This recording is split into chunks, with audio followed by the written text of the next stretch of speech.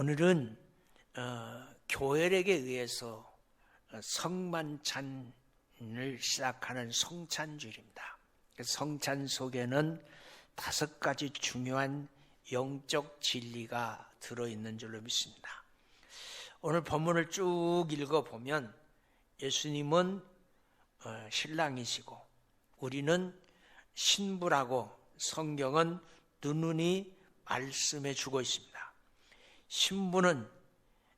신부된 교회는 건물이 아니라 나예요. 신부된 교회는 신랑된 예수님을 맞이할 준비를 해야 되는 겁니다. 이것을 혼인잔치라고 그래요. 가나의 혼인잔치가 있는 것처럼 우리도 주님과 혼인하는 혼인잔치가 있는 겁니다. 그래서 특별히 믿음의 조상, 믿음의 백성들인 이스라엘 백성들의 혼인 풍습을 우리는 알으면 성경의 은혜가 되는 거예요. 유대인 남자들은 약혼할 때 마음에 드는 여자의 집에 찾아갑니다. 그 여자 부모에게 상당한 금액의 돈을 지불합니다.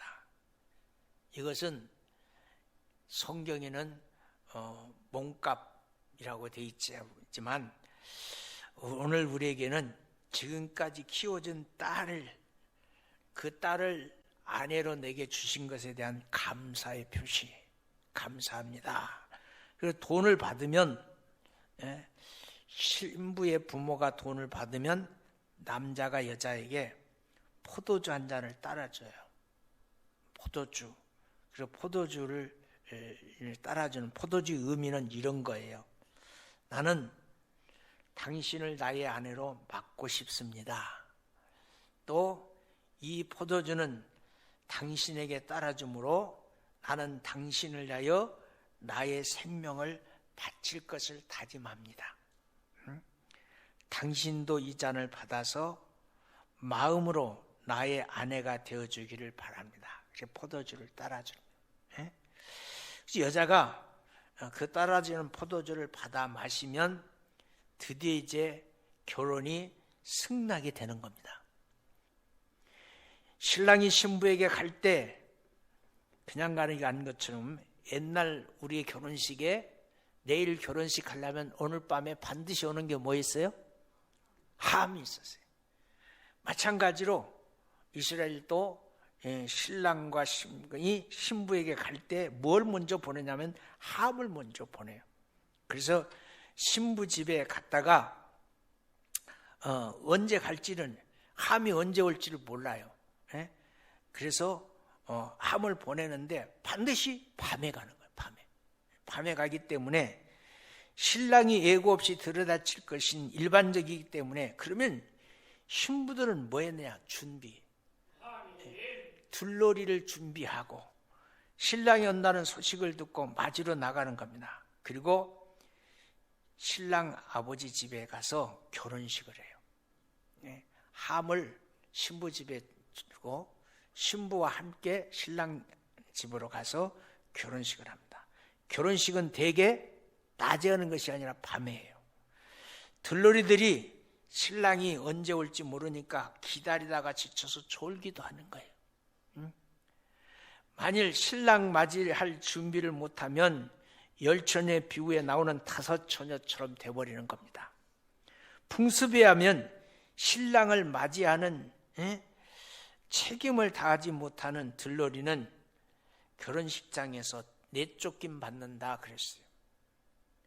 여러분, 혼인잔치는 신랑의 집에서 하게 되는 겁니다. 신랑이 신부의 집에 오는 것은 혼인 예식을 하기 위함이 아니라 신부를 신랑의 집으로 데려가기 위해서 오는 겁니다. 신랑의 집에서 혼인잔치 준비를 다 갖춰놓은 다음에 신부를 데리러 오고 혼인잔치 집에 가면 흥을 돋기 위해서 포도주가 준비되어 있고 잔치가 다 준비되어 있습니다. 포도주는 유대인들의 일상에서 가장 중요한 자리에 꼭 있어야 될 필수 덕목 중에 하나예요. 포도주는 잔치상에 빼놓을 수 없는 메뉴예요. 포도주는 잔치집의 흥을 더욱 돋는 역할을 하기 때문에 그럽니다. 그런데 성만찬은 예수 그리스도와 신부된 우리가 혼인, 약혼을 하는 약혼식이라는 사실을 우리는 기억해야 돼요. 지금 우리 약혼식 했어요. 약혼한 신부는 신부 단장에 들어가야 돼. 예? 오늘 본문에 우리에게 신부 단장을 어떻게 해야 되는지를 알려줍니다. 성만찬 속에는 5가지 영적 진리가 들어있습니다. 첫 번째는 받으라 그랬어요. 받으라. 포도주 받았잖아. 받으라. 주 예수께서 잡히시던 밤에 내가 너에게 전하는 것은 주께 받은 것이니, 받았다는 말은 주는 이가 있고 받는 사람이 있다는 말입니다. 주는 이가 누구인가요? 예수님이에요. 받는 이가 누군가요? 나와 여러분이에요. 성만찬은 주님이 우리에게 주시는 진리입니다. 예수님께서 잡히셔서 죽으러 가는 시간입니다. 마지막 말씀이라는 얘기예요. 가장 중요한 말씀이라는 얘기예요. 가장 중요한 때라는 거예요. 여러분, 사람이 죽을 때 마지막 말은 보통 말보다 중요한 말을 하는 거죠.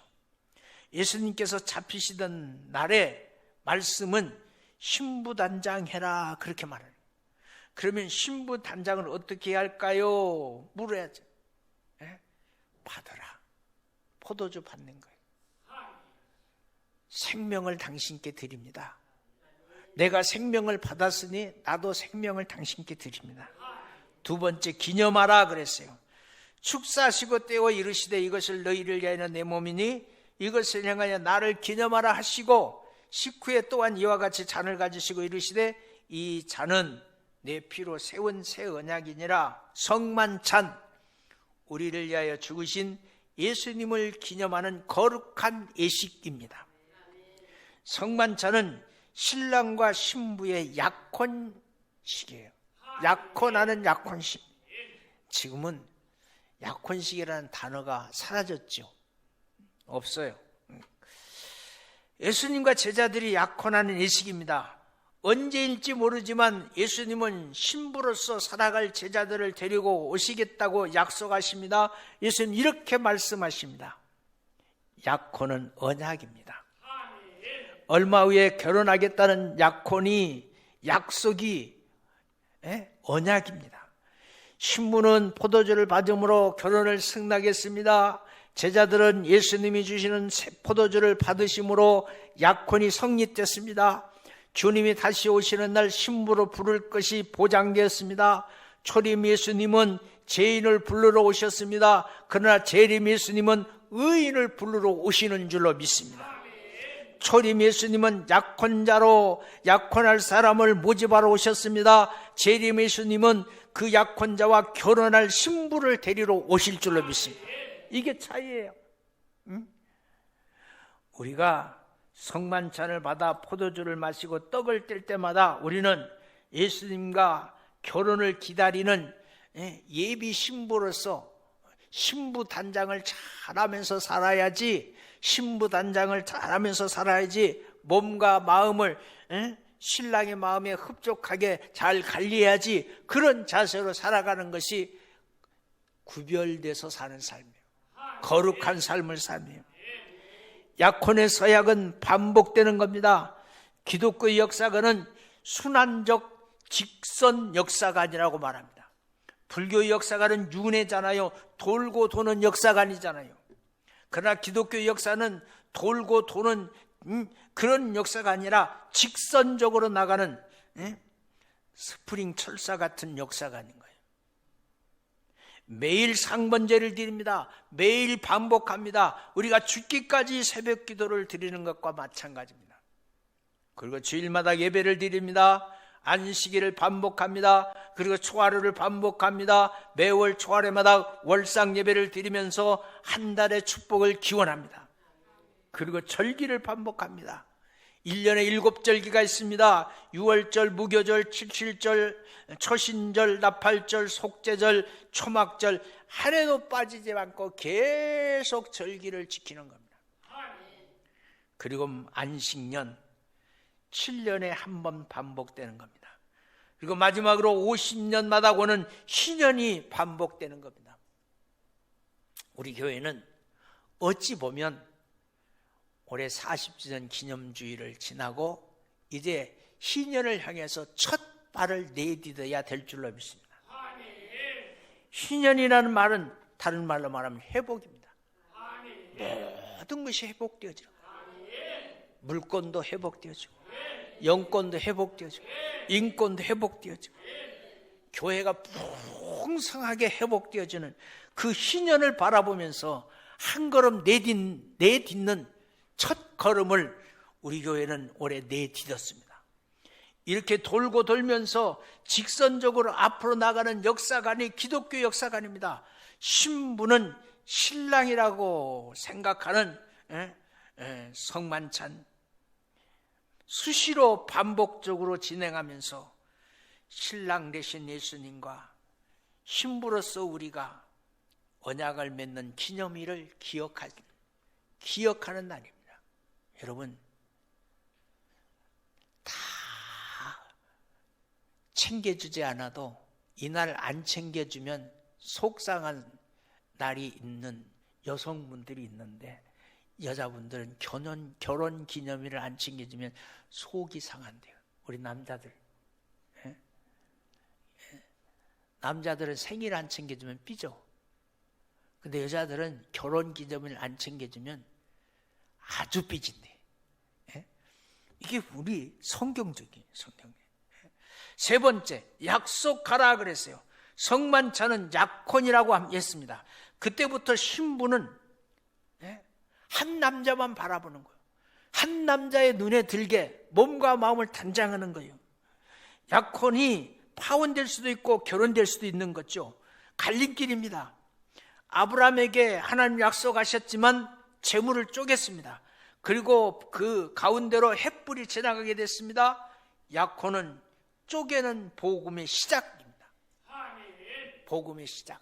약혼, 한 남자를 바라보고 그 남자의 마음에 들게 해서 몸과 마음을 단장하게 하고 그 기다리는 남자를 위해서 가정을 준비하는, 여러분, 지금은 그렇지 않지만 옛적에는 한 젊은이가 시집가기에서 준비해야 될 게 너무 많아서 결혼을 준비하는 신부는 한 곳을 빼놓고는 다 가야 된다고 그랬어요. 한 곳. 그게 어디냐면 상여집만 빼놓고 다 가야 준비할 것이 다 있대. 몰라, 나는. 어른들이 그렇게 얘기하더라고. 여러분, 그만큼 신부는 신랑의 마음을 흡족하기 위해서 준비할 게 많은 거예요.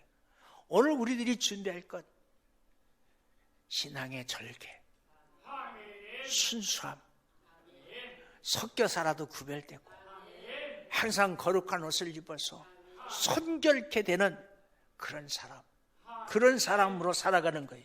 네 번째, 기다리라고 말합니다. 신랑으로 오실 예수님을 신부로 맞이할 제자들에게 두 번째 당부하신 말씀이 있습니다. 기다리라. 주님 이렇게 말하고 있습니다. 기다리라, 기다리라. 자, 여러분, 기다리라는 말 속에는 설렘이라는 단어가 들어있습니다. 기다림, 이꼬르 설렘입니다. 사랑은 90%가 기다림이라고 해요. 기다림.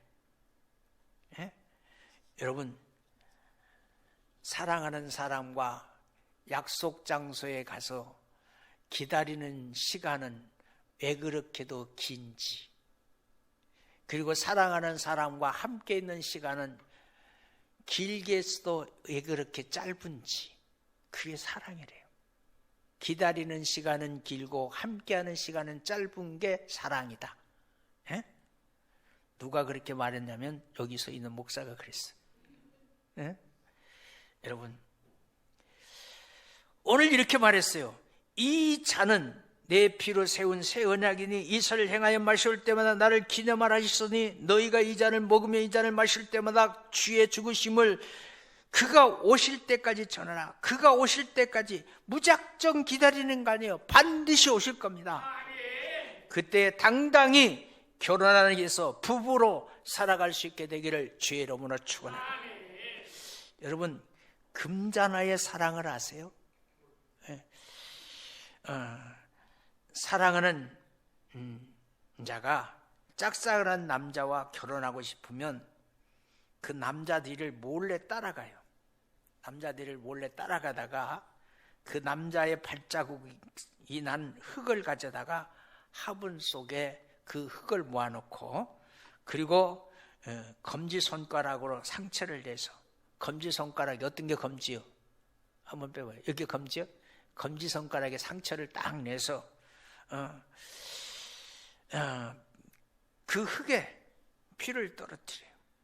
검지는 뭐하고 연결된지 아세요? 심장하고 연결돼 있어요. 심장이 피라는 겁니다. 그리고 화분에 금자나를 심고 정성을 다해서 갖고요, 금자나 꽃이 필 때 사랑이 이루어진다는 소망을 갖는 거예요. 금자나를 잘 기르는 여인의 심정은 정말 아름다운 모습입니다. 사실은 금자나가 사랑을 이루게 하는 것이 아니라 그 정도로 정성을 쏟아서 남자를 감동시켜서 결혼을 승낙받았다는 얘기죠. 그래서 야고보가 말해요. 그러므로 형제들아, 주의 강림하실 때까지 길이 참으라. 보라, 농부가 땅에서 나는 귀한 열매를 바라고 길이 참아 이른 비와 늦은 비를 기다리느니 너희도 길이 참고 마음을 굳게 하라. 주의 강림이 가까웠느니라. 형제들아, 서로 원망하지 말라. 그리하면 심판을 면하리라. 보라, 심판자가 문 밖에 서 계시니 형제들아, 주의 이름으로 말하는 선지자들로 고난다 오래 참음의 본을 삼으라. 보라, 인내하는 자는 우리가 복되도다 하나니 너희가 욥의 인내를 들었고 주께서 주신 결말을 보았으니 주는 가장 자비로우시고 긍휼히 여기시는 자신이라. 형제들아, 무엇보다도 맹세하지 말지니라. 하늘로나 땅으로나 아무 다른 것으로도 맹세하지 말고 오직 너희의 그렇다 하는 것을 그렇다고 아니라 하는 것을 아니라는 것에 자정함을 면하리라. 여러분, 신부는 기다릴 의무가 있어요. 기다려야 돼요. 신랑이 올 때까지 기다리는 것이 신부인 줄로 믿습니다. 마지막 5번째, 전하라고 그랬습니다. 먼저 알고 있는 우리는 아직 알지 못하는 이에게 전해야 될 의무가 있습니다. 먼저 구원받은 우리는 아직 구원받지 못하는 자들에게 구원을 알려야 될 줄로 믿습니다. 이것이 전하는 자의 의무인 줄로 믿습니다. 본문은 이렇게 말합니다. 이 잔은 내 피로 세운 새 언약이니 이것을 행하여 마실 때마다 나를 기념하라 했으니 너희가 이 떡을 먹으며 이 잔을 마실 때마다 주의 죽으심을 그가 오실 때까지 전하니라. 오실 때까지. 그가 오실 때를 알아야 되지요. 이사갈 지파는 성경을 통해서 마지막 때를 아는 지파입니다.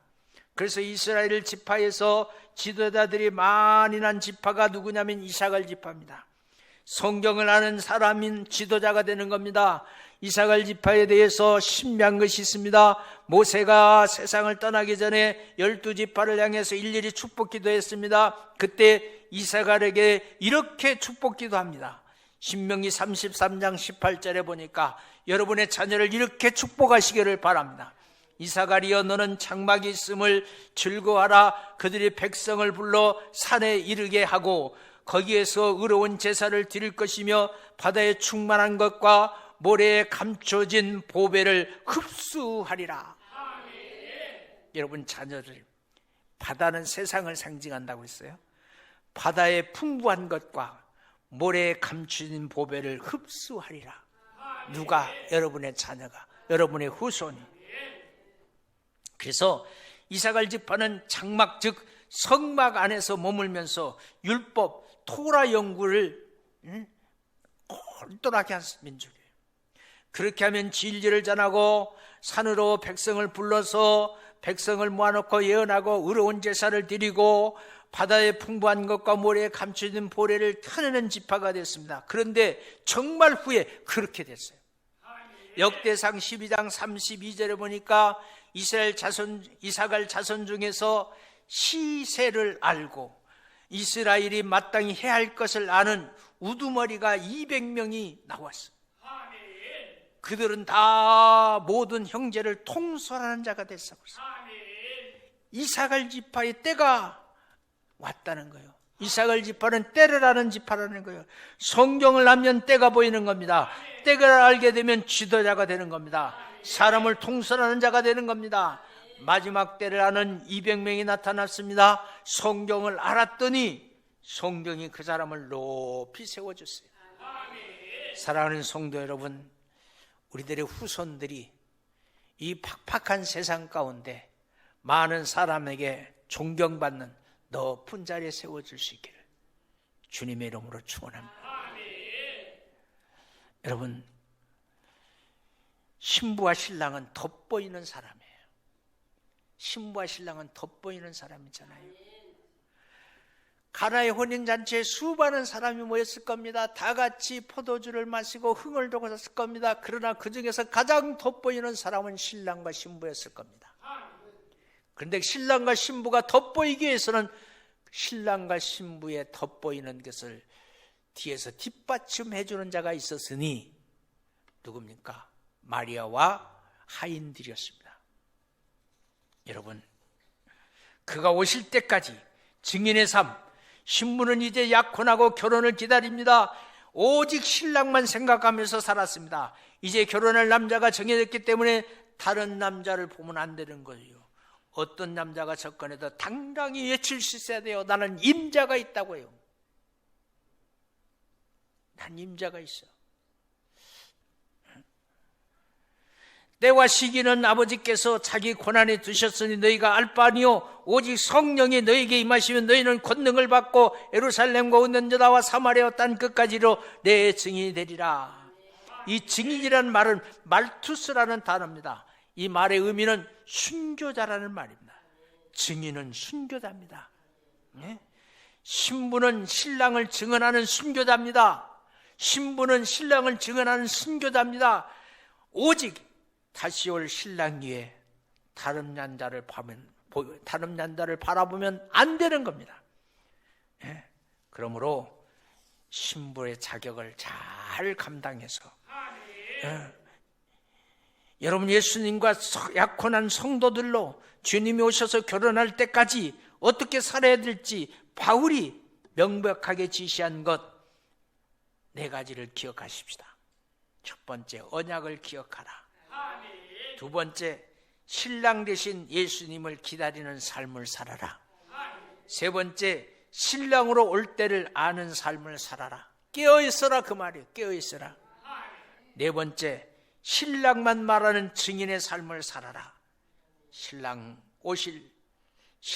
오실 예수님은 신부로 맞이할 우리는 예수님 앞에 부끄럽지 않는 신부로서의 단장을 다해서 언제 오시든 기쁨으로 신랑을 맞이하는 여러분 되시기를 주님의 이름으로 축원합니다. 기도하겠습니다.